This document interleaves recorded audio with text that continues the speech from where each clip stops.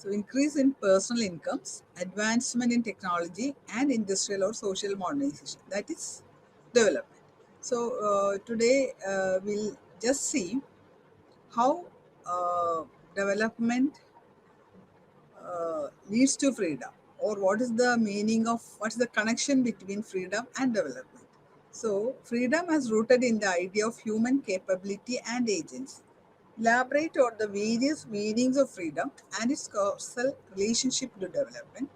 Focus on entitlements as a significant dimension to individual capability and freedom, and to elaborate on capability and entitlement as crucial for women's freedom and agency. And also focus on the efficacy of sense perspective. അമർത്യ സെൻ എങ്ങനെയാണ് വികസനത്തെ കാണുന്നത്, അതുകൂടെ നമ്മൾ ഈ യൂണിറ്റിൽ പഠിക്കുന്നുണ്ട്. He's A economist and philosopher. Amartya Sen, in his work Development as Freedom, അമർത്യ സെൻ ഒരുപാട് ബുക്കുകൾ എഴുതിയിട്ടുണ്ട്. എക്കോണമി, ഫ്രീഡം, ഈക്വാലിറ്റി, ഈ വിഷയങ്ങളെക്കുറിച്ചൊക്കെയാണ്. ഒരു വ്യക്തിക്കും അവനവൻ്റെ സ്വാതന്ത്ര്യത്തിൽ നിന്നുകൊണ്ട് എന്തെല്ലാം കാര്യങ്ങൾ ചെയ്യാനുള്ള capability, so that capability also should be taken into account എന്നാണ് അദ്ദേഹം പറയുന്നത്. അധികം പേരും പറയാത്തൊരു കാഴ്ചപ്പാടാണ് ഡെവലപ്മെൻറ്റ് എക്സ്പ്ലെയിൻ ചെയ്യുമ്പോൾ അമർത്യ സെൻ മുന്നോട്ട് വെച്ചിട്ടുള്ളത്. So the conceptualization of development as freedom contradicted the conventional understandings which take development as synonymous with economic growth. And പണ്ട് കാലങ്ങളിൽ അല്ലെങ്കിൽ ട്രഡീഷണൽ ആയിട്ട് നമ്മൾ വിചാരിച്ചു, അതായത് എക്കണോമിക് ഡെവലപ്മെൻറ്റ് ഉണ്ടെങ്കിലേ ഡെവലപ്മെൻറ്റ് സാധ്യമാകൂ, എക്കണോമിക് ഗ്രോത്ത് ഉണ്ടെങ്കിലേ നമുക്ക് സമ്പത്ത് ഉണ്ടാവുള്ളൂ, അതോ പ്രോസ്പെരിറ്റി നേടാൻ സാധിക്കുള്ളൂ. ഇങ്ങനെയാണ് പണ്ട് കാലങ്ങളിലുള്ള തിയറിസ്റ്റ് എല്ലാം പറഞ്ഞു വെച്ചത്. So Amartya Sen put forward a different approach to development. Adana capability approach. That we'll see what he meant by the capability approach. So agency and freedom. According to Sen, freedom is both a basic constituent of development. സ്വാതന്ത്ര്യം എന്നത് വികസനത്തിൻ്റെ ഏറ്റവും പ്രധാനപ്പെട്ട അടിസ്ഥാനപരമായ ഒരു സംഗതിയാണെന്നാണ് അമർത്യ സെൻ പറയുന്നത്. ഒരു വിധത്തിൽ പറയുമ്പോൾ അത് ശരിയുമാണ്. Because if you don't have freedom to do things you like, how can you acquire development? ഒരു സമൂഹത്തിലെ, ഒരു രാഷ്ട്രത്തിലെ പൗരന്മാർക്ക്, ആളുകൾക്ക് സ്വാതന്ത്ര്യമില്ലെങ്കിൽ എങ്ങനെയാണ് പുരോഗമിച്ചു എന്ന് നമുക്ക് പറയാൻ സാധിക്കുക? ആ സമൂഹം ഇപ്പോൾ കെട്ടിടങ്ങളുണ്ടായതുകൊണ്ടോ ടെക്നോളജി ഡെവലപ്പ് ചെയ്തതുകൊണ്ടോ ഒന്നും അല്ല നമുക്ക് പുരോഗതി. അവിടുത്തെ മനുഷ്യർ, പൗരന്മാർ ഓരോ രാഷ്ട്രങ്ങളിലെയും ഓരോ രാജ്യങ്ങളിലെയും ഓരോ സമൂഹങ്ങളിലെയും സന്തോഷമായി സമാധാനമായി ജീവിക്കുവാനുള്ള സൗകര്യങ്ങൾ ഉണ്ടാവുമ്പോഴാണ് നമുക്ക് വികസനം സാധ്യമായി എന്ന് പറയാൻ സാധിക്കും. So the ends and means of development call for placing the perspective of freedom at the center of the stage. So what is the welfare approach? The welfare approach versus capability perspective to development. So the welfare approach focuses on individuals as beneficiaries or targets of all development activities. It advocates state and non-state agencies to invest in social sector spending and supply welfare products for development. State അല്ലാത്ത private ഏജൻസീസും ആകാം. അവർ social സെക്ടറിൽ എത്രമാത്രം invest ചെയ്യുന്നുണ്ട്, and how the supply welfare products for development. അതാണ് welfare അപ്രോച്ചിൽ അവർ പറയുന്നത്. Welfare പ്രോഡക്ട്സിൽ എത്രമാത്രം മനുഷ്യരുടെ വെൽഫെയറിനാണ് അവിടെ പ്രാധാന്യം കൊടുക്കുന്നത്. That's important. So it focuses on the identification basic needs of individuals in food, clothing. എന്താണ് മനുഷ്യൻ്റെ അടിസ്ഥാനപരമായ നീഡ്സ് അല്ലെങ്കിൽ ആവശ്യങ്ങൾ? ഫുഡ്, ഭക്ഷണം വേണം മനുഷ്യന്, വസ്ത്രം വേണം, താമസിക്കാനുള്ള സൗകര്യം, ഷെൽട്ടർ, കുടിവെള്ളം. ഇതെല്ലാം ആദ്യം തന്നെ ഫുൾഫില്ല് ചെയ്യണം. അല്ലെങ്കിൽ ഇതിനെല്ലാം നന്നായി അവൈലബിൾ ആകുന്ന ഒരു സമൂഹത്തിൽ മാത്രമേ നമുക്ക് പുരോഗതി കൊണ്ടുവരാൻ സാധിക്കുകയുള്ളൂ. ഭക്ഷണമില്ലാത്തതിൻ്റെ മുൻപിൽ ദൈവപ്പത്തിൻ്റെ രൂപത്തിലാണ് പ്രത്യക്ഷമെന്ന് ഗാന്ധിജി പറഞ്ഞിട്ടുണ്ട്. ഭക്ഷണം ഇല്ലാത്ത അല്ലെങ്കിൽ വിശന്നിരിക്കുന്ന ഒരാളോട് ചെന്നത് നമുക്ക് ഒരു തിയറിയും പ്രസംഗിക്കാൻ പറ്റില്ല, അല്ലേ? Likewise the basic needs of the individual should be fulfil first. എന്നിട്ട് you talk about technology or whatever it is. എന്തെല്ലാം തിയറിയും കോൺസെപ്റ്റും ടെക്നോളജി എന്ത് പറഞ്ഞാലും അത് മനുഷ്യന് മനസ്സിലാണെങ്കിൽ should be satisfied with the basic needs. അതാണ് പറയുന്നത്. And engaging in direct public provisioning action to fulfill these needs. This approach thus focuses on individuals as passive recipients of development. So the welfare approach എന്ന ഈ ഒരു പ്രത്യേക കാഴ്ചപ്പാട്, അതാണ് welfare approach എന്ന് പറയുന്നത്. അവരുദ്ദേശിക്കുന്ന എന്താണ്? On individuals as beneficiaries or targets of all development activities. അതായത് ഈ പ്രോജക്റ്റിൻ്റെ അല്ലെങ്കിൽ ഈ പദ്ധതിയുടെ ഗുണഭോക്താക്കൾ എപ്പോഴും മനുഷ്യരാണ്. അവരെ ഉദ്ദേശിച്ചിട്ടാണ്, അവരാണ് ടാർഗറ്റ് ഗ്രൂപ്പ്. അവരെ ടാർഗറ്റ് ചെയ്തിട്ടാണ് എല്ലാ ഡെവലപ്മെൻറ്റ് ആക്ടിവിറ്റീസ് നമ്മൾ കൊണ്ടുവരുന്നത്. So it advocate state and non state agencies to invest in social sector spending and supply welfare products for development. ഇതിൻ്റെ അകത്ത് ഈ വെൽഫെയർ അപ്രോച്ചിൽ പറയുന്നത് എന്താണെന്ന് വെച്ചിട്ടുണ്ടെങ്കിൽ സ്റ്റേറ്റും അല്ലെങ്കിൽ നോൺ സ്റ്റേറ്റ് ഏജൻസി, സ്റ്റേറ്റും ചെയ്യുന്നുണ്ട്, മറ്റേ പ്രൈവറ്റ് ഏജൻസീസും പ്രോജക്ട്സ് എല്ലാം കൊണ്ടുവരുന്നുണ്ട്. എന്തിനു വേണ്ടി? ഫോർ ദ ഡെവലപ്മെൻറ്റ്, വികസനത്തിന് വേണ്ടി. അപ്പോൾ ദേ സപ്ലൈ ദ വെൽഫെയർ പ്രോഡക്ട്സ്, വികസനത്തിന് ആവശ്യമുള്ള കാര്യങ്ങൾ ഇവർ സപ്ലൈ ചെയ്യുന്നു. എന്താണ്? ആദ്യം തന്നെ നേരത്തെ നമ്മൾ പറഞ്ഞതുപോലെ the basic needs should be fulfilled. What are the basic needs? എന്താണ് മനുഷ്യൻ്റെ അടിസ്ഥാനപരമായ ആവശ്യങ്ങൾ? Food, clothing, shelter and drinking water, അല്ലേ? And engaging in direct public provisioning action to fulfil these needs. ഇത് എങ്ങനെയാണ് നമ്മൾ ഫുൾഫിൽ ചെയ്യുക? This approach thus focuses on the individuals as passive recipients of development. In contrast, the capability perspective recognizes the correspondence between the capabilities of individuals and their മനുഷ്യൻ്റെ കഴിവുകളെന്ന് വേണമെങ്കിൽ നമുക്ക് പറയാം, അല്ലേ? എന്തെല്ലാം കഴിവുകളാണ് മനുഷ്യനുള്ളത്? That's the capabilities. And how they are fulfilling their needs, അതാണ് അതിനെ തിരിച്ചറിയുക. And the correspondence between these two, how the capabilities and their needs. നമുക്ക് ആവശ്യമുള്ള സംഗതികൾ നേടാനുള്ള ഒരു മാർഗമാണ് നമ്മുടെ കേപ്പബിലിറ്റീസ്, അല്ലേ? So in doing so, it takes into include the differences in positioning of individuals in relation to their age, gender, caste, class, and race and other characteristics, which may influence exercising similar set of capabilities for the realization of various needs. So development എന്ന് പറയുന്നത് സ്വാതന്ത്ര്യം തന്നെയാണ്. It is how we can view development as freedom, അല്ലേ? A capability perspective, Amartya Sen പറയുന്നത് അങ്ങനെയാണ്. It is a capability പെർസ്പെക്റ്റീവിൽ നമ്മൾ എങ്ങനെയാണ് ഇതിനെ കാണുന്നത്. For an individual to exercise agency he must be vested with capabilities are thus fundamental to Zen's notion of freedom. Capabilities ആണ് ഏറ്റവും ഫണ്ടമെൻ്റൽ ആയിട്ടുള്ള കാര്യം according to Amartya Sen. He is putting forward this new type of approaches that is called capability approach.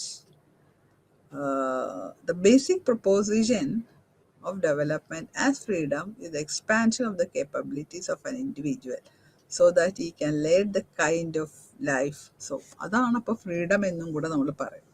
അതായത് ഒരു മനുഷ്യന് അവൻ്റെ basic needs fulfil ചെയ്തുകൊണ്ട് അവന് ഇഷ്ടപ്പെട്ട അല്ലെങ്കിൽ അവന് ഇഷ്ടമുള്ള രീതിയിലുള്ള ഒരു ജീവിതം നയിക്കാൻ അവനെ പ്രാപ്തനാക്കുക, അതാണ് വികസനം. ഓരോ രാഷ്ട്രത്തിലും ഓരോ രാജ്യത്തും ഓരോ സമൂഹത്തിലും ഓരോ പൗരനും, ഓരോ മനുഷ്യനും, ഓരോ വ്യക്തിക്കും അവനവൻ്റെ ഇഷ്ടമുള്ള തൊഴിൽ ചെയ്ത് അവനവന് ഇഷ്ടമുള്ള ലൈഫ് സ്റ്റൈൽ ഫോളോ ചെയ്ത് ജീവിക്കുവാനുള്ള സ്വാതന്ത്ര്യം. അതാണ് ഫ്രീഡം. അതാണല്ലോ freedom. At the same time it is also development. That's what Amartya Sen. അതാണ് അമർത്യ സെൻ നമ്മളോട് പറയുന്നത്. സോ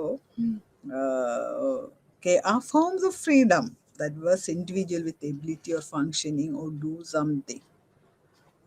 ബിക്കോസ് നൗ നമ്മളിപ്പോൾ ചുറ്റും നോക്കിയാൽ എത്രയോ പഠിച്ചിട്ട് അവർക്ക് ഇഷ്ടപ്പെട്ട ജോലി കിട്ടാത്ത മനുഷ്യരുണ്ട് അല്ലേ, ഇഷ്ടപ്പെട്ട വീട് ജീവിക്കാൻ പറ്റാത്ത അവസ്ഥയുണ്ട് അല്ലേ, വളരെ ദാരിദ്ര്യത്തിൽ കഴിയുന്നവരുണ്ട്, കേപ്പബിലിറ്റീസിനെ ഡെവലപ്പ് ചെയ്യാൻ പറ്റാത്തവരുണ്ട്, അടിമകളായിട്ട് ജീവിക്കേണ്ടി വരുന്നുണ്ട്, ചിലപ്പോൾ ഹസ്ബൻഡിൻ്റെ അടിമ അല്ലെങ്കിൽ അധികാരികളുടെ അടിമ.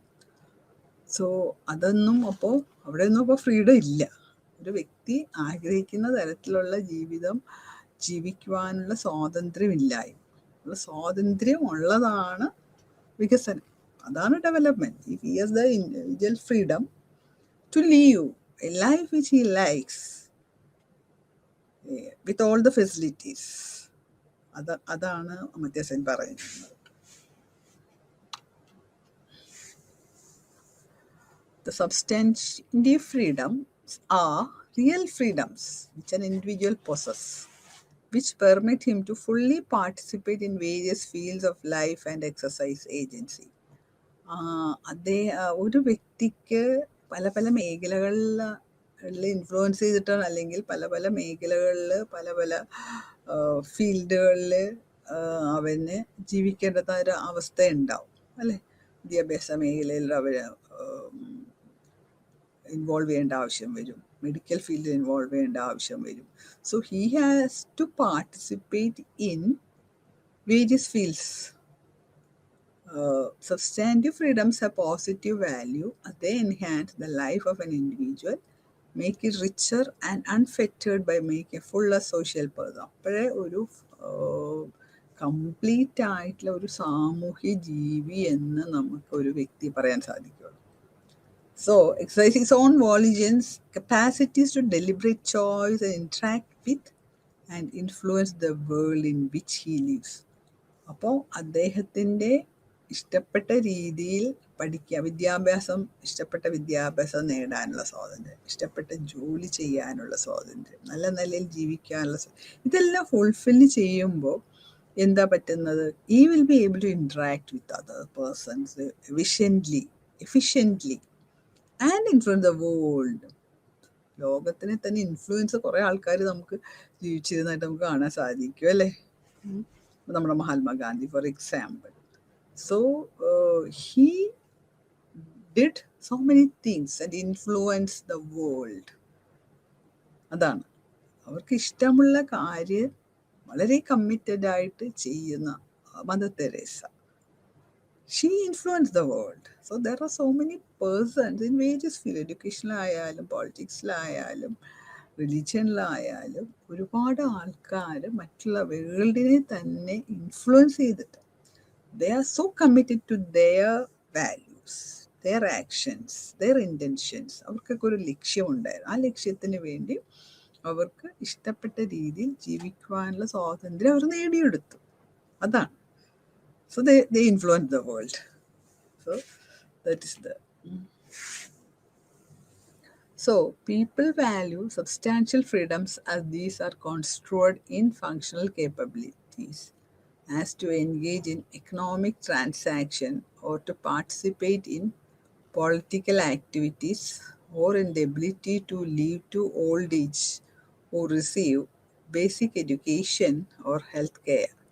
These freedoms thus reflect on the opportunity. അപ്പം പീപ്പിൾ വാല്യൂ അവരുടെ സ്വാതന്ത്ര്യത്തിന് അവർ നല്ലോണം വില കൊടുക്കും, വില മതിക്കുന്നുണ്ട് അല്ലേ. നമുക്കൊരു സ്വാതന്ത്ര്യം ഉണ്ടെങ്കിൽ we value it very much. We value our own freedom. എല്ലാ മനുഷ്യരുടെയും കാര്യം അത് തന്നെയാണ്. They participate in political activities അല്ലേ, രാഷ്ട്രീയത്തിൽ അവർ നന്നായിട്ട് ഇടപെടും. ഓർ എബിലിറ്റി ടു ലീവ്, വയസ്സാകുന്നവരെ സന്തോഷമായിട്ട് ജീവിക്കാൻ സാധിക്കുന്നുണ്ട്. ബേസിക് വിദ്യാഭ്യാസം അല്ലെങ്കിൽ ഹെൽത്ത് കെയർ കിട്ടുന്നുണ്ട്. അപ്പോൾ ഓരോ ആൾക്കാരുടെയും അവസരങ്ങളെ ഈ സ്വാതന്ത്ര്യം നന്നായിട്ട് റിഫ്ലക്റ്റ് ചെയ്ത് കാണിക്കുന്നു. അതാണ് പറയുന്നത്. അപ്പോൾ മറ്റേസൻ പറയുന്നത് എന്താണെന്ന് വെച്ചാൽ, substantive freedoms must be the foremost objective of development planning and public policy. അപ്പോൾ ഈ മസ്റ്റ് ബി ഫ്രീ, ഈ സ്വാതന്ത്ര്യമായിരിക്കണം നമ്മുടെ വികസന പ്രക്രിയയുടെ അല്ലെങ്കിൽ വികസനത്തിനെ കുറിച്ച് നമ്മൾ പ്ലാൻ ചെയ്യുമ്പോൾ അതിൻ്റെ ഏറ്റവും ഒബ്ജക്റ്റീവ് അല്ലെങ്കിൽ അതിൻ്റെ ലക്ഷ്യം തന്നെ ഇതായിരിക്കണം. അതാണ് അമർത്യ സെൻ പറഞ്ഞു വെക്കുന്നത്. So the development programs must be formulated to accomplish these as an end.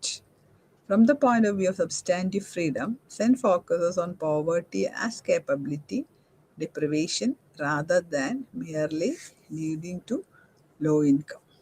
From the point of view of the substantive freedom, Sen focuses on poverty as capability deprivation. ദാരിദ്ര്യം എന്ന് പറയുമ്പോൾ നമ്മുടെ കേപ്പബിലിറ്റീസൊക്കെ നിഷേധിക്കപ്പെടുന്ന ഒരവസ്ഥയാണ് ഈ ദാരിദ്ര്യം. അപ്പം നമ്മൾ ദാരിദ്ര്യത്തിനെ എങ്ങനെയാണ് മറികടക്കുന്നത്? ബേസിക് നീഡ്സ് നമ്മൾ ഫുൾഫില്ല് ചെയ്യണം. എന്നാൽ മാത്രമേ നമുക്ക് ദാരിദ്ര്യത്തിനെ മറികടക്കാൻ സാധിക്കുകയുള്ളൂ. അപ്പോൾ അദ്ദേഹം ഫോക്കസ് ചെയ്യുന്നത് തന്നെ അതിന് ഉദ്ദേശം വെച്ചിരിക്കുന്നത് ദാരിദ്ര്യ ആസ് എ കേപ്പബിലിറ്റി ഡിപ്രൈവേഷനാണ്. ദാരിദ്ര്യം അനുഭവിക്കുന്ന ഒരാൾ കേപ്പബിലിറ്റി ഡെവലപ്പ് ചെയ്യാൻ സാധിക്കുന്നില്ല. Is deprived of capability rather than merely leading to low income.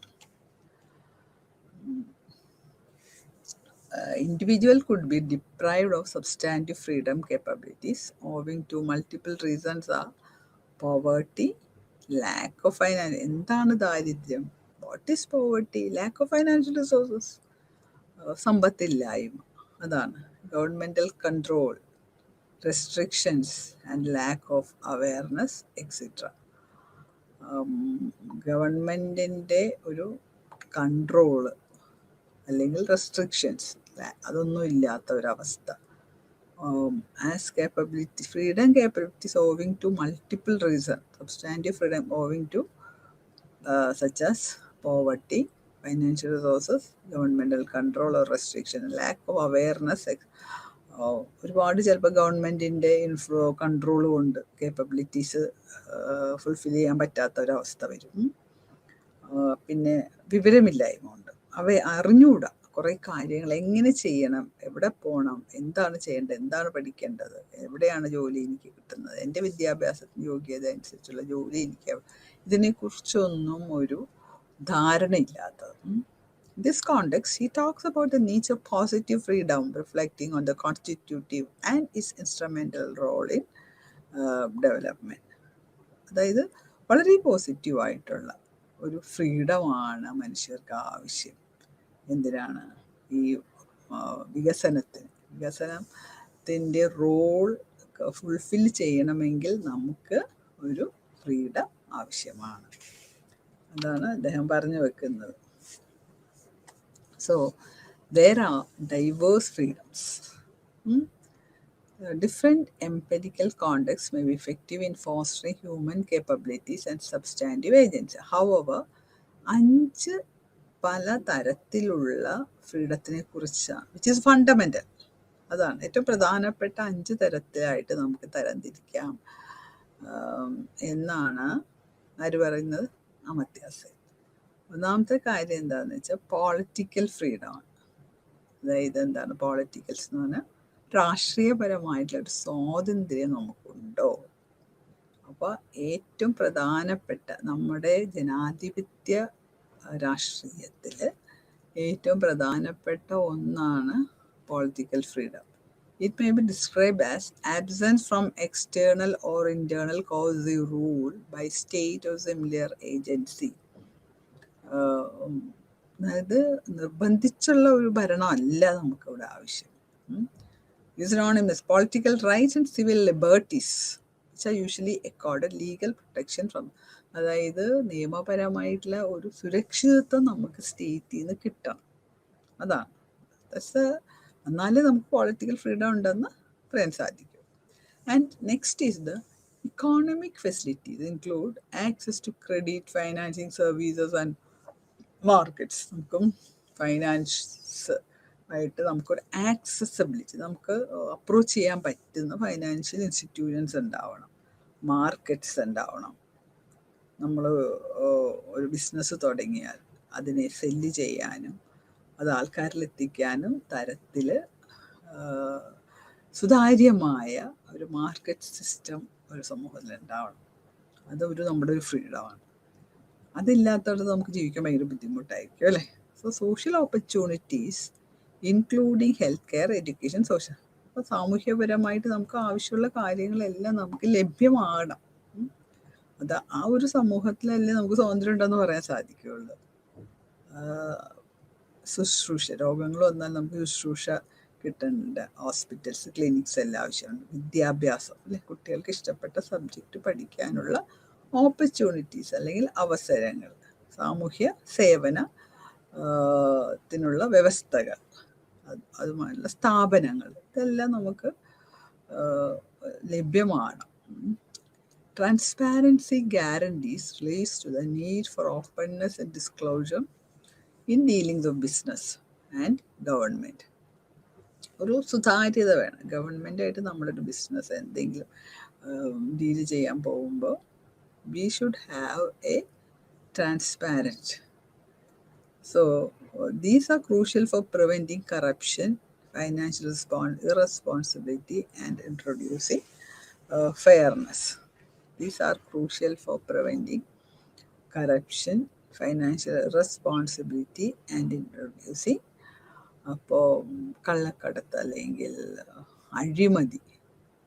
അഴിമതിയൊക്കെ ഇല്ലാണ്ടാക്കാൻ ഈ സുതാര്യത ഉണ്ടെങ്കിൽ അഴിമതിയൊക്കെ അല്ലേ, എല്ലാം ക്ലിയർ ആയിരിക്കണം. അക്കൗണ്ട്സ് ആയാലും കണക്കായാലും should be open to all, should be published to all. അപ്പോൾ അതിനൊരു നീതി വരും, സത്യവും നീതിയോടുകൂടി കാര്യങ്ങൾ ഡീൽ ചെയ്യാനുള്ള ഒരു സംവിധാനം ഉണ്ടാവണം. അതാണ് ഉദ്ദേശിക്കുന്നത്. And protective security relate to safety net to individuals through institutional arrangements like unemployment benefit and famine epidemic relief. മനുഷ്യർക്ക് ഒരു പ്രൊട്ടക്ഷൻ കിട്ടണം. എക്സാമ്പിൾ അൺഎംപ്ലോയ്മെൻറ്റ് ബെനിഫിറ്റ്, അതുപോലെ തന്നെ ഒരു പകർച്ചവ്യാധി വരും. ഇപ്പോൾ നമ്മൾ കണ്ടു അല്ലേ, കോവിഡ് വന്നപ്പോൾ എന്താണ് ഗവൺമെൻറ് ചെയ്യുന്നത്. ആ തരത്തിലുള്ള ഒരു പ്രവർത്തനം എല്ലാ സമൂഹത്തിലും ആവശ്യമാണ് എന്നാണ് പറയുന്നത്. Because the governments duty is to protect people from epidemics അല്ലേ. കോവിഡ് വന്നപ്പോൾ നമ്മൾ അതാണ് കണ്ട. സ്റ്റേറ്റ് സെൻട്രൽ ഗവൺമെൻറ്റും ഒരുവിധം ഭംഗിയായിട്ട് തന്നെ ഹെൽത്ത് കെയറിന് ഇമ്പോർട്ടൻസ് കൊടുത്ത് കുറേ കാര്യങ്ങൾ അവർ ചെയ്തു അല്ലേ. So likewise, in every society, the government should be able to give a protective security for the people. അതുപോലെ തന്നെ ജോലി ഇല്ലാത്ത അൺഎംപ്ലോയ്മെൻറ്റ് ബെനിഫിറ്റ്സ്, ഇപ്പോൾ കുറേ പ്രോജക്ട്സ് ഒക്കെ കൊടുക്കുന്നുണ്ട്. വിധവകൾക്ക് ക്ഷേമ പെൻഷനുകൾ ഇപ്പോൾ കൊടുക്കുന്നുണ്ട് പലർക്കും, അവിവാഹിതരായ സ്ത്രീകൾക്ക്, അമ്മമാർക്ക്, ഭർത്താവ് മരിച്ചു പോയിട്ടില്ല, അങ്ങനെ പല ക്ഷേമ പദ്ധതികൾ ഇപ്പോൾ ഗവൺമെൻറ് കൊണ്ടുവരുന്നുണ്ട്. അതാണ് for example. So what is entitlements are at another aspect, sense notion of development as freedom as a capability perspective നിന്ന് അങ്ങേര് പിന്നെ അടുത്ത എൻറ്റൈറ്റിൽമെൻറ്റ്സിൻ്റെ കാര്യമാണ്. Sen views as a kind of capability which allows an individual to establish ownership and command over certain commodities through certain rules of legitimacy. എന്താണ് ഇതും ഒരു തരത്തിലുള്ള ഒരു കേപ്പബിലിറ്റി ആണ്. എന്താണ്, ഒരു മനുഷ്യന്, ഒരു ഇൻഡിവിജ്വലിന് സ്വന്തമായി ഓണർഷിപ്പ്, കൈവശാവകാശം, അല്ലെങ്കിൽ ആൻഡ് കമാൻഡ്, അങ്ങേർക്ക് അതിനുള്ള ഒരു ഉടമസ്ഥാവകാശം സ്ഥാപിക്കാൻ പറ്റുന്ന നിയമങ്ങൾ. അതാണ് സെൻ പറഞ്ഞു വെക്കുന്നത്. So individuals entitlement is as a capability subject to various influences. ഇതിനെ സ്വാധീനിക്കുന്ന കുറേ കാര്യങ്ങളുണ്ട്. That is endowment or ownership over assets or productive resources, including labor power, which has an exchange value by virtue of commanding price in the market. The endowment or ownership over assets. ഈ ownership വരുമ്പോൾ അല്ലെങ്കിൽ ഉടമസ്ഥാവകാശം, ഒരു resource നമ്മൾ എന്തെങ്കിലും produce ചെയ്യാനുള്ള ഒരു resource ഉണ്ട്, അല്ലെങ്കിൽ അത് ലേബർ പവർ ആകാം. കമാൻഡിങ് പ്രൈസിൻ്റെ ഒരു എക്സ്ചേഞ്ച്, അതിനൊരു വാല്യൂ ഉണ്ട്. നമ്മുടെ ലേബർ പവറിന് ഒരു വാല്യൂ ഉണ്ട്, അതാണ് പറയുന്നത്. So possession of technical know how regarding production, സാങ്കേതിക അറിവ്, ഒരു സാധനം പ്രൊഡ്യൂസ് ചെയ്യാനുള്ള സാങ്കേതിക അറിവ്. Ability to exchange goods and services in the market, goods and services exchange ചെയ്യാനുള്ള ഒരു കപ്പാസിറ്റി, അതാണ്. The presence of absence of social security as a part and parcel of general well-being of the populace undertaken by the state and the government agencies. ഇനി അമർത്യ സെന്നിൻ്റെ ഈ capability perspective ഇതിനകത്ത് മറ്റൊരു പ്രധാനപ്പെട്ട കാര്യം പറയുന്നത് എന്താണെന്ന് വെച്ചാൽ സ്ത്രീകളുടെ വെൽഫെയർ, അതുപോലെ തന്നെ ലിംഗ വ്യത്യാസം. In presence and absence of achieved functionings and entitlements. According to him, the role of entitlement investing women with free agency and contributing to their well-being is significant.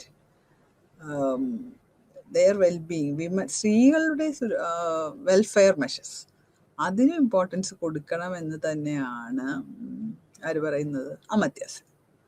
So, the entitlement denials to women reflected in deprivations of health care. സ്ത്രീകളെ ആവശ്യങ്ങൾ deny ചെയ്യുമ്പോൾ, അത് കൊടുക്കാതിരിക്കുമ്പോൾ എന്താണ് നമുക്ക് കാണാൻ പറ്റുന്നത്? ചികിത്സാ രംഗത്ത് അവരെ മാറ്റി നിർത്തപ്പെടുന്നു, അതുപോലെ തന്നെ നല്ല ഭക്ഷണം ലഭ്യമാകാതിരിക്കുന്നു, നല്ല വിദ്യാഭ്യാസം കിട്ടാതിരിക്കുന്നു സ്ത്രീകൾക്ക്. And the values and gender differential norms. അപ്പോൾ ലിംഗവ്യത്യാസം വരുമ്പോൾ പുരുഷന് കിട്ടുന്ന അതേ സൗകര്യങ്ങളും എല്ലാ കാര്യങ്ങളും ഇപ്പോൾ സ്ത്രീക്ക് ലഭ്യമാകുന്നില്ല. So the implications of such deprivations and neglect are evident in the poorer countries of Asia in terms of missing women who have succumbed to mortality. ഇപ്പോൾ ചില ഏഷ്യൻ രാജ്യങ്ങളിലാണല്ലോ നമുക്കിപ്പോൾ ദാരിദ്ര്യം കൂടുതലുണ്ടെന്ന് വേണമെങ്കിൽ നമുക്ക് പറയാം, അല്ലേ? അപ്പോൾ അവിടെ കുറേ സ്ത്രീകളെ പെട്ടെന്ന് കാണാണ്ടാവുന്ന ഒരു അവസ്ഥ വരുന്നു. ദാറ്റ് ഇസ് മിസ്സിങ് വിമൻ എന്ന് പറയുന്നത്. അതായത് ചിലപ്പോൾ അവർ ആത്മഹത്യ ചെയ്യുന്നു, അവരില്ലാണ്ടാവുന്നു, മരിച്ചു പോകുന്നു, ചിലപ്പോൾ ആരോഗ്യ പ്രശ്നങ്ങളാകാം, അങ്ങനെ പല പല പ്രശ്നങ്ങൾ ഉണ്ടാവും. So Amartya Sen talks about adverse sex ratio of the poorer countries of the world, where the relative biological advantage of women in terms of longevity gets overtaken by serious failures of capability and. അപ്പോൾ നമ്മൾ ഈ പറഞ്ഞ ഈ capability and entitlement അപ്രോച്ചിൻ്റെ ഒരു negative aspect ആണ്, അല്ലെങ്കിൽ അതിൻ്റെ ഒരു പരാജയമാണ് എന്ത്? സ്ത്രീയുടെ റേഷ്യോ പുരുഷന്മാരെ വെച്ച് നോക്കുമ്പോൾ സ്ത്രീയുടെ എണ്ണം കുറഞ്ഞു പോകുന്നു, അതാണ്. ബയോളജിക്കലായിട്ട് man is different from women, that's of course sure, and so the ratio എപ്പോഴും കുറഞ്ഞിരിക്കുന്നു. ഇപ്പോൾ പല നമ്മുടെ തമിഴ്നാട്ടിൽ പോലും വർഷങ്ങൾക്ക് മുമ്പൊക്കെ പെൺകുട്ടികൾ ജനിക്കുമ്പോൾ കൊന്നുകളയുന്ന ഒരു അവസ്ഥ ഉണ്ടായിരുന്നു. പച്ച നെല്ലൊക്കെ വായിലിട്ട് കൊടുത്ത്, ബിക്കോസ് സ്ത്രീധനമൊക്കെ കൊടുക്കാനുള്ള പൈസ ഉണ്ടാക്കണ്ടേ അതിനു വേണ്ടി.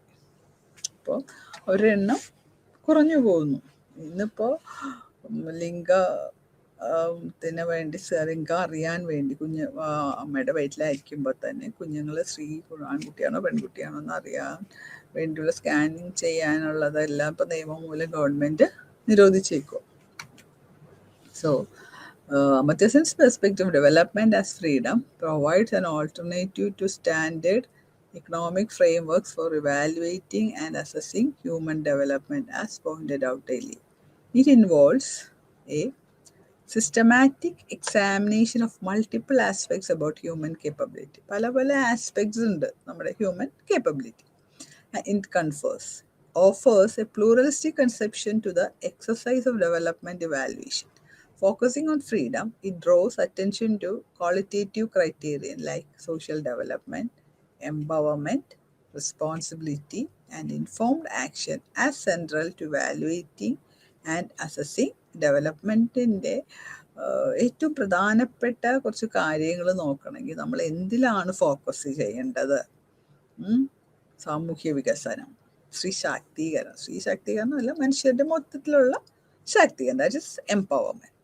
ഉത്തരവാദിത്തങ്ങൾ, ഈ സെൻട്രൽ ഇതായിരിക്കണം ഏറ്റവും ഇമ്പോർട്ടൻ്റ് ആയിട്ട് വികസനത്തിനെ കുറിച്ച് ചിന്തിക്കുമ്പോൾ നമ്മൾ ചെയ്യേണ്ട കാര്യങ്ങൾ.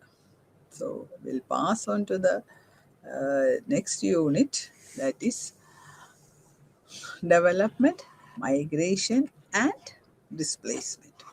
ഇതിൻ്റെ അകത്ത് ഒബ്ജക്റ്റീവ്സ് എന്തൊക്കെയാണെന്ന് നമുക്ക് നോക്കാം. മൈഗ്രേഷൻ എന്താണ്? പല പല രാജ്യങ്ങളിൽ നിന്ന് ആൾക്കാർ വേറെ രാജ്യങ്ങളിൽ പോയി ജോലി എടുക്കുന്നു. നമ്മളൊക്കെ തന്നെ കണ്ടില്ലേ കോവിഡിൻ്റെ സമയത്ത് കുറേ അതിഥി തൊഴിലാളികൾ മറ്റു പല സ്റ്റേറ്റ്സ് മൈഗ്രേഷൻ, അവരുടെ കേരളത്തിൽ ജോലി എടുക്കാൻ വരുന്നു. That is migration. Relationship between migration and development, ഈ മൈഗ്രേഷൻ തമ്മിൽ എന്തെങ്കിലും ബന്ധങ്ങളുണ്ടോ?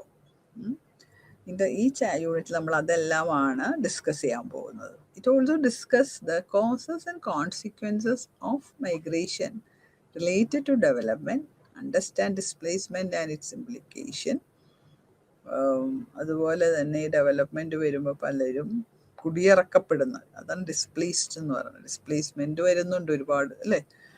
ഇപ്പം കേരളത്തിൽ തന്നെ കുറേ പ്രശ്നങ്ങൾ ഇപ്പം നടന്നുകൊണ്ടിരിക്കുക. അതായത് പോർട്ട് പണിയാനും ഇപ്പോൾ എല്ലാവരും കണ്ടെയ്നർ ടെർമിനൽ വന്നപ്പോൾ കുറേ ആൾക്കാർ അവിടെ നിന്ന് കുടിയിറക്കപ്പെട്ടു, ഡിസ്പ്ലേസ്ഡായി. പക്ഷേ അവരനുഭവിച്ചുകൊണ്ടിരുന്ന ആ സുഖമായിട്ടുള്ള ജീവിതം അവർക്കിപ്പോൾ കിട്ടിയിട്ടില്ല. കറണ്ട് ഉണ്ടാവില്ല, വെള്ളമില്ല പുതിയ സ്ഥലത്ത്. അപ്പോൾ ഇതെല്ലാം കൊടുക്കാൻ ഗവൺമെൻറ് ബാധ്യസ്ഥനാണ്. അപ്പോൾ അത് ലഭിക്കാത്തപ്പോഴാണ് ആൾക്കാർ സമരം ചെയ്യുന്നത്. Describe relationship between displacement and migration. ഇത് തമ്മിലുള്ള ബന്ധം എന്താണ്?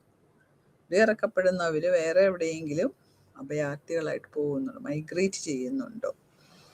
മറ്റൊരു സ്ഥാനങ്ങളിലേക്ക് കുടിയേറി പാർക്കുന്നതാണല്ലോ.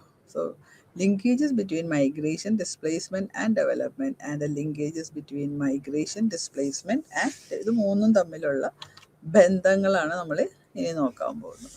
സോ എന്താണ് മൈഗ്രേഷൻ? മറ്റു രാജ്യങ്ങൾ കുടിയേറുന്ന ഒരവസ്ഥ. So the word migration refers to the movements of the people from one place to another. According to demographic dictionary, പറയുന്നത് എന്താണ്? It is a form of geographical mobility, അല്ലെങ്കിൽ മൂവ്മെൻറ്റ്, ഭൂമിശാസ്ത്രപരമായ ഒരു നീക്കം.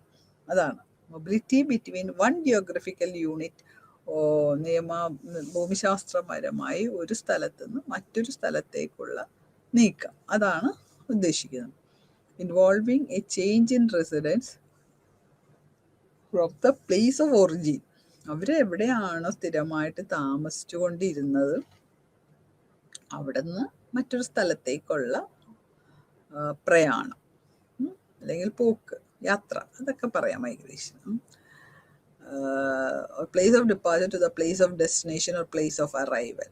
അവിടെ ജീവിച്ചിരുന്ന സ്ഥലത്ത് നിന്ന് മറ്റൊരു സ്ഥലത്തേക്കുള്ള പ്രയാണം അല്ലെങ്കിൽ അവിടെ എത്തിച്ചേരൽ, എന്ത് വേണമെങ്കിലും പറയാം. Such migration is called permanent migration. അങ്ങനത്തെ അവിടെ പോയി സ്ഥിരമായിട്ട് നമ്മൾ താമസിക്കുമെങ്കിൽ നമ്മൾ പറയുന്നത് ഇറ്റ്സ് എ പെർമനൻറ്റ് മൈഗ്രേഷൻ, സ്ഥിരമായിട്ടുള്ള ഒരു പ്രയാണമാണല്ലോ അത്.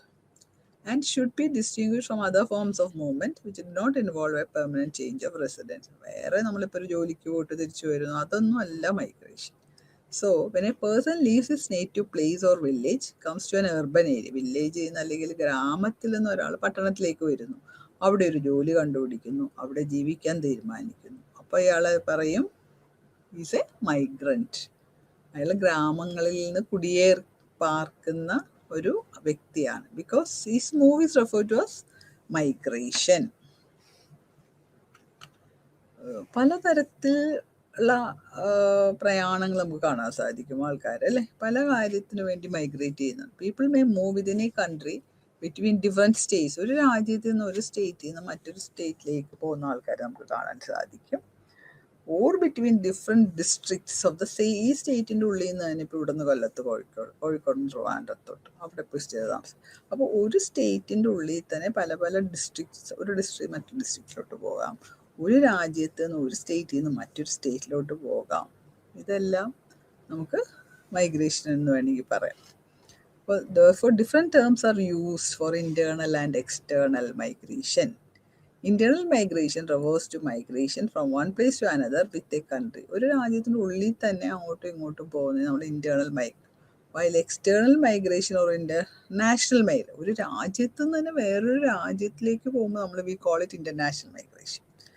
Migration from one country. ഇപ്പോൾ പലതരത്തിലുള്ള internal migration, external migration and also international migration.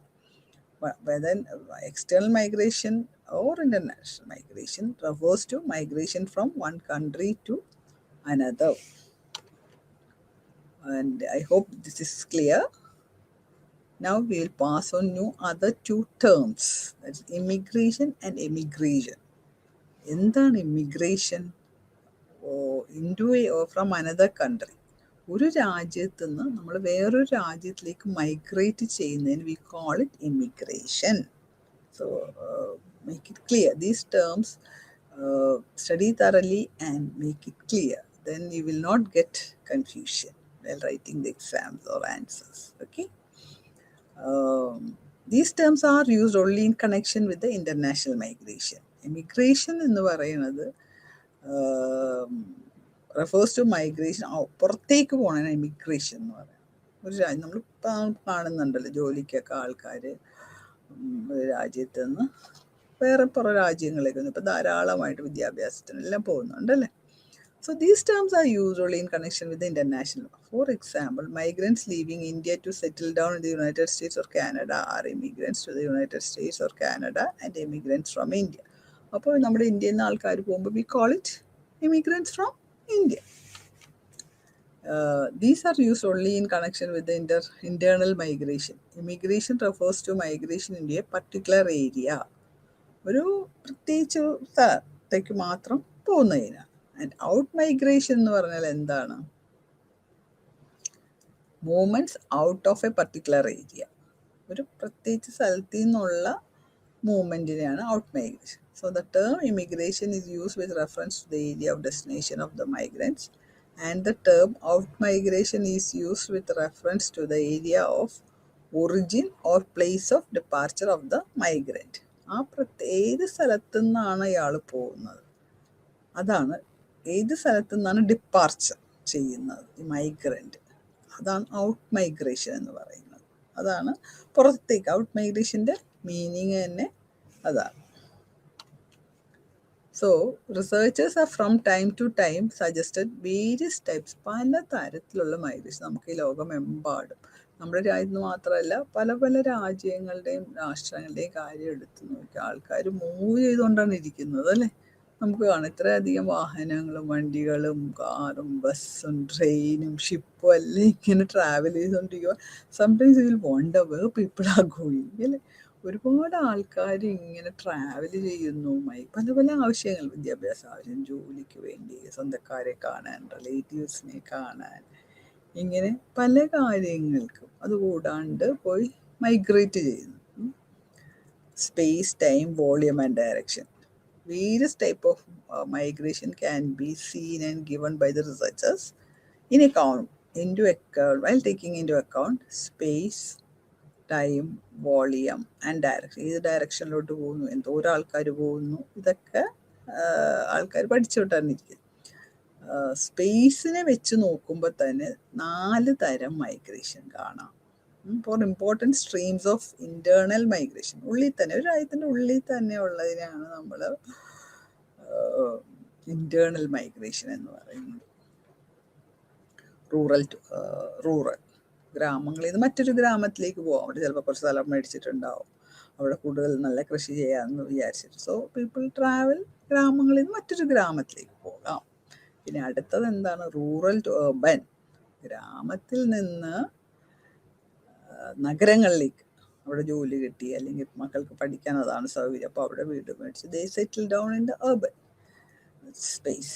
And urban to urban, പട്ടണത്തിൽ നിന്ന് വേറെ പട്ടണത്തിലേക്ക് പോവാം. And also sometimes people also travel from urban to rural.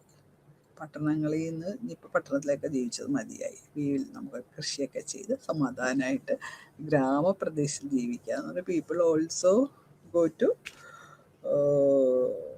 rural areas. That's also happening. നമ്മൾ പെട്ടെന്ന് അത്ഭുതപ്പെടുമായിരിക്കും. പക്ഷെ അങ്ങനെ ആൾക്കാർ ചിലപ്പോൾ നമ്പർ കുറവായിരിക്കാം, but still people are going.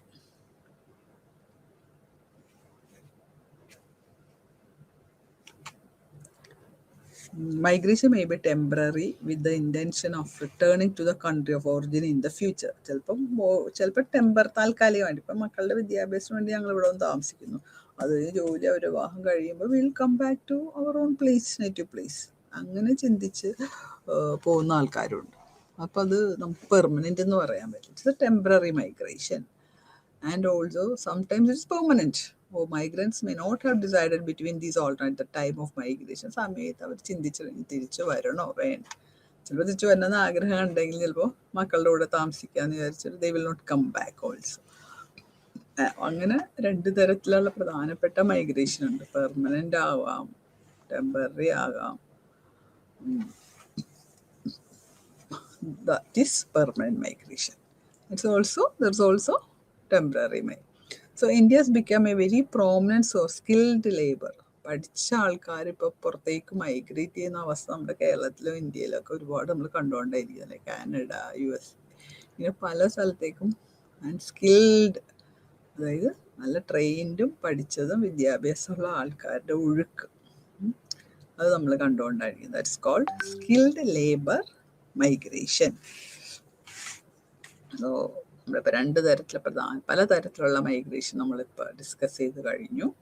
And I hope this is clear for you and this is very easy if you understand and study and read well and go forward.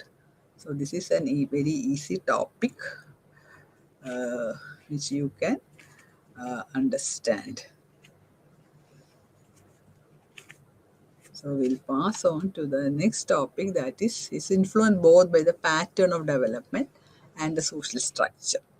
എങ്ങനെയുള്ള വികസനമാണ്, എങ്ങനെയുള്ള സാമൂഹ്യ വ്യവസ്ഥ, ഇതെല്ലാം മൈഗ്രേഷനെ ഇൻഫ്ലുവൻസ് ചെയ്യുന്നുണ്ട്. So the National Commission on Rural Labour, focusing on seasonal migration, concluded that uneven development is the main cause of seasonal migration. പലതരത്തിലും ഉള്ള വികസനം, ചില സ്ഥലത്ത് പെട്ടെന്ന് വികസനം വരും, ചില സ്ഥലത്ത് അത് ഒരു റീസൺ ആണെന്നാണ് പറയുന്നത്. എന്തിനു വേണ്ടി? മൈഗ്രേഷൻ.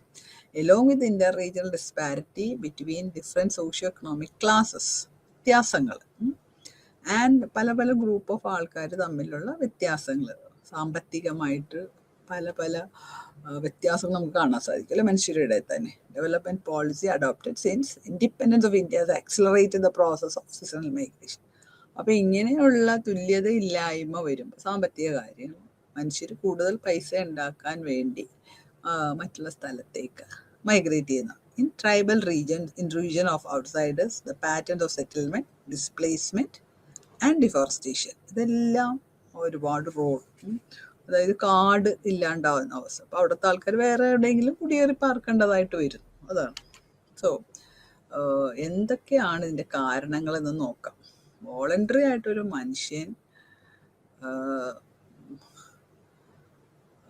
മൈഗ്രേറ്റ് ചെയ്യണമെങ്കിൽ അവർക്ക് ഇൻകം ചിലപ്പോൾ കുറവാകാം, ജോലിയില്ല, അഗ്രികൾച്ചർ, കൂടുതലും ആൾക്കാർ ഇന്ത്യയിലൊക്കെ അഗ്രികൾച്ചറിലായിരുന്നല്ലോ, കൃഷിയിടങ്ങളിലായിരുന്നല്ലോ ജോലി. അപ്പോൾ അവർക്ക് പെട്ടെന്ന് ജോലി ഇല്ലായ്മ വരുന്നു, അല്ലെങ്കിൽ പെട്ടെന്ന് പ്രളയം വരുന്നു, കൃഷി ഇറക്കാൻ പറ്റാത്ത അവസ്ഥ വരുന്നു. അപ്പോൾ അവർ വിചാരിക്കും വേറൊരു സ്ഥലത്ത് പോയി വേറെ എന്തെങ്കിലും നല്ല ജോലി കിട്ടുമെങ്കിൽ will pass go to that place. അപ്പോൾ അങ്ങനെ ഒരു മൈഗ്രേഷൻ വരുന്നു. So, major factors pushing the migrants towards areas with greater job opportunities. തൊഴിലവസരങ്ങൾ കൂടുതൽ കിട്ടുന്ന സ്ഥലത്തേക്ക് ആൾക്കാർ പോകുന്നു. ഇറ്റ്സ് കോമൺ അല്ലേ, it's നാച്ചുറലാണ്. So even the pressure of population resulting in a high mainland ratio has been widely recognized as one of the important causes of poverty and rural out migration. Thus almost all studies indicate that most of the migrants have moved in search of better economic സാമ്പത്തിക അവസ്ഥ കുറച്ചും കൂടി ഉയർത്താൻ വേണ്ടി, കുറച്ചും കൂടെ വരുമാനം കൂട്ടാൻ വേണ്ടി ആൾക്കാർ കുറേയും കൂടെ ബെറ്റർ ആയിട്ടുള്ള ജോലിക്ക് വേണ്ടി വേറെ സ്ഥലത്തോട്ട് പോകും. അത് രാജ്യത്തിൻ്റെ അകത്ത് തന്നെ ആകാം, ഒരു രാജ്യത്ത് നിന്ന് മറ്റൊരു രാജ്യത്തിലാകാം, ഒരു രാജ്യത്തിൻ്റെ ഉള്ളിൽ തന്നെ ആകുമ്പോൾ we call it internal migration, ഒരു രാജ്യത്ത് മറ്റൊരു സ്ഥലത്തേക്ക് പോകുമ്പോൾ we call it international migration. So the most important economic factors that motivate migration may be termed as push factors and pull factors. അവിടെ നിന്ന് വലിക്കുന്നു, അവസരങ്ങൾ ഉണ്ടാകുമ്പോൾ പുൾ. ഒരു രാജ്യത്ത് കൂടുതൽ അവസരം ഉണ്ടാകുമ്പോൾ ഇവിടെ നിന്ന് ആൾക്കാർ പോകുമ്പോൾ we call it's a pull factor. ഇനി ഇവിടെ നിന്ന് പ്രളയം വന്ന് അല്ലെങ്കിൽ കുറേ കഷ്ടപ്പാടൊക്കെ വരുമ്പോൾ we call it push factors. ഇവിടെ നിന്ന് മൈഗ്രേറ്റ് ചെയ്യേണ്ട ഒരു അവസ്ഥ വരുന്നു. ഇനി എന്താണ് പുഷ് ഫാക്ടേഴ്സ് എന്ന് നമുക്ക് നോക്കാം. The push factors are those that compel or force a person due to various reasons to leave that place. പല പല കാരണങ്ങളുണ്ടാവും. നമ്മൾ ഇന്ന് ജീവിക്കുന്ന എറണാകുളത്തുനിന്നോ അല്ലെങ്കിൽ ഇന്ന് നമ്മൾ ജീവിക്കുന്ന കലൂർന്നോ എറണാകുളത്തുനിന്നോ കേരളത്തിൽ നിന്ന് തന്നെ പുറത്തേക്ക് പോകേണ്ട ഒരു അവസ്ഥ. Adverse economic conditions caused by ദാരിദ്ര്യം വരുന്നു, നമുക്ക് കൃഷി ചെയ്യാൻ പറ്റാത്ത, നമുക്ക് ജോലി നഷ്ടപ്പെടുന്ന അവസ്ഥ, കമ്പനി പൂട്ടിപ്പോകുന്ന അവസ്ഥ, പ്രൊഡക്ടിവിറ്റി വളരെ താഴുന്ന അവസ്ഥ, unemployment, exhaustion of natural resources. ഇവിടെ വരൾച്ച വന്നു, വെള്ളമില്ല, കൃഷിയില്ല, അതാണ് എക്സോഷൻ ഓഫ് നാച്ചുറൽ റിസോഴ്സസ്. ദാരിദ്ര്യം, എന്തെങ്കിലും നാച്ചുറൽ കലാമിറ്റി, ഭൂകമ്പോ പ്രളയോ കടൽ കയറ്റോ ഒക്കെ വന്ന എല്ലാം അത് ആൾക്കാരെ ഫോഴ്സ് ചെയ്യണം ടു ഇതിനെ. കയറിക്കഴിഞ്ഞാൽ പിന്നെ എങ്ങനെയല്ല ആൾക്കാർ അവിടെ താമസിക്കുന്നത്. ഇപ്പോൾ വിഴിഞ്ഞത്തൊക്കെ സംഭവിക്കുന്നത്. അപ്പോൾ ആൾക്കാർ അവിടെ നിന്ന് പോകാൻ, അപ്പോൾ ക്യാമ്പിലും വീടില്ലാത്തവർക്ക് ഗവൺമെൻറ് അല്ലെങ്കിൽ അവർ വേറെ സ്ഥലങ്ങളിലേക്ക് ജോലി തേടി പോകും. അങ്ങനെ പലപ്പോഴും പോകേണ്ടതായ ഒരു അവസ്ഥ വരുന്നു. എന്തിനാണ് അവർ പോകുന്നത്? ഫോർ ബെറ്റർ എക്കണോമി, നമുക്ക് ജീവിക്കണ്ടേ, കുറച്ചും കൂടെ മെച്ചപ്പെട്ട സാമ്പത്തിക അവസ്ഥ ഉണ്ടാവുന്നതിന് വേണ്ടിയാണ്. So it refers to those factors which attract the migrants. കുറേ കാര്യങ്ങൾ മനുഷ്യരെ അട്രാക്റ്റ് ചെയ്യും അല്ലേ? അവിടെ ജോലി നല്ല ലാഭം ഉണ്ടാക്കാം, അവിടെ നമുക്ക് കുറച്ച് സ്ഥലം മേടിക്കാം അല്ലെങ്കിൽ അങ്ങനത്തെ. സോ ഹയർ, നല്ല കൂലി, better working conditions and better amenities of life etcetera. There is generally cityward migration when rapid expansion of industry, commerce and business. വളരെയധികം ബിസിനസ്സും ട്രേഡും കോമേഴ്സൊക്കെ വളരെയധികം വികസിച്ച സ്ഥലങ്ങളുണ്ടെങ്കിൽ അവിടെ ആൾക്കാരെ ആവശ്യം വരും, കൂടുതൽ ബെറ്റർ ജോലി അവിടെ കിട്ടും എന്ന് ഉറപ്പുള്ളപ്പോൾ ആൾക്കാർ go to that place. It's a pull factor.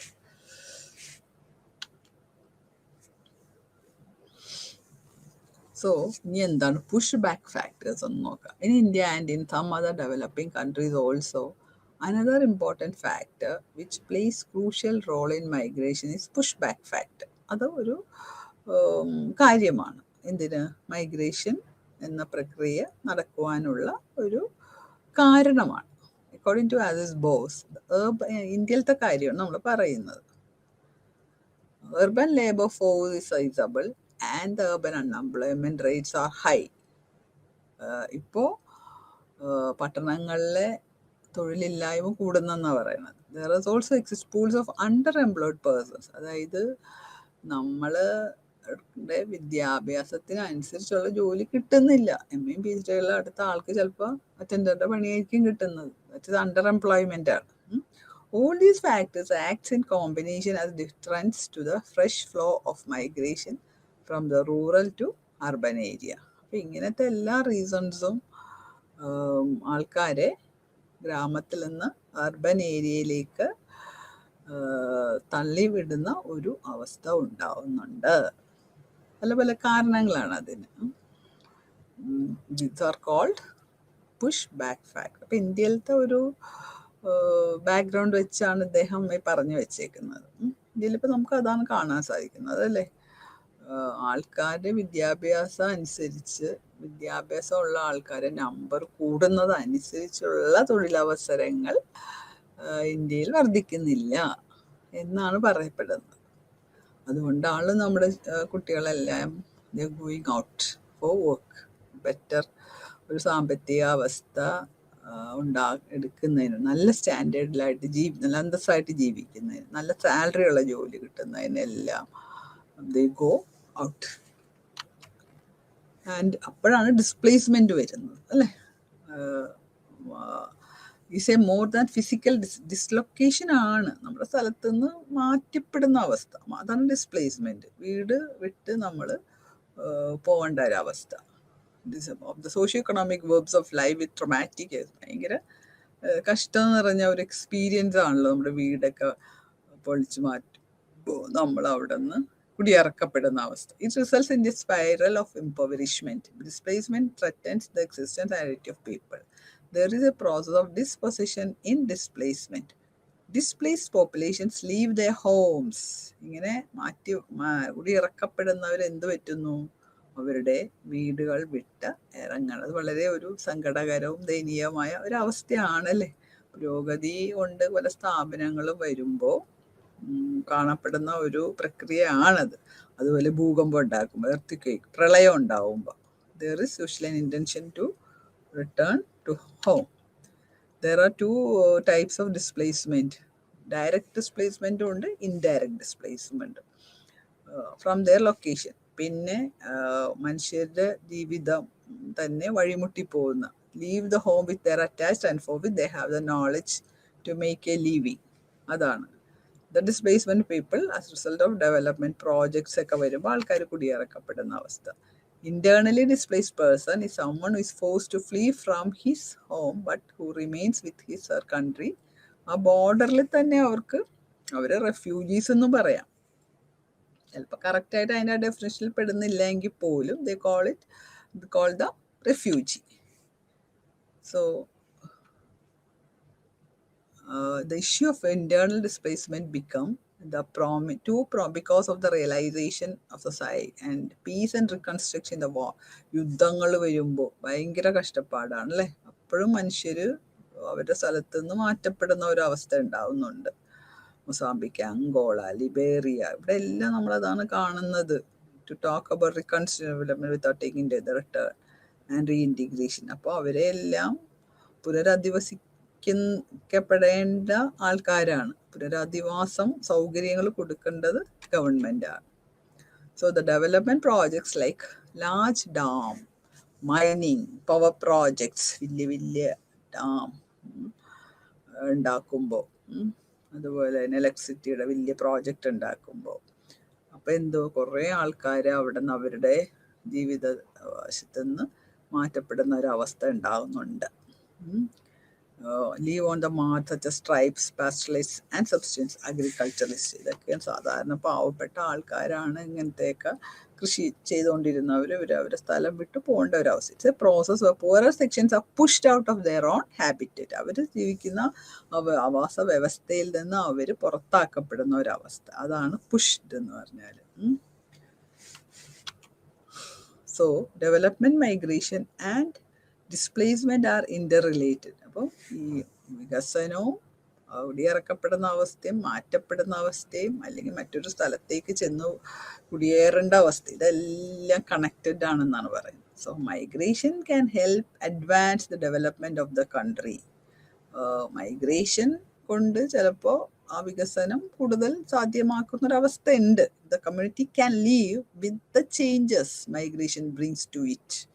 ആ മാറ്റങ്ങൾ പോസിറ്റീവ് ആണെങ്കിൽ. So the history of Indian economic and industrial development is a never-ending story of displacement.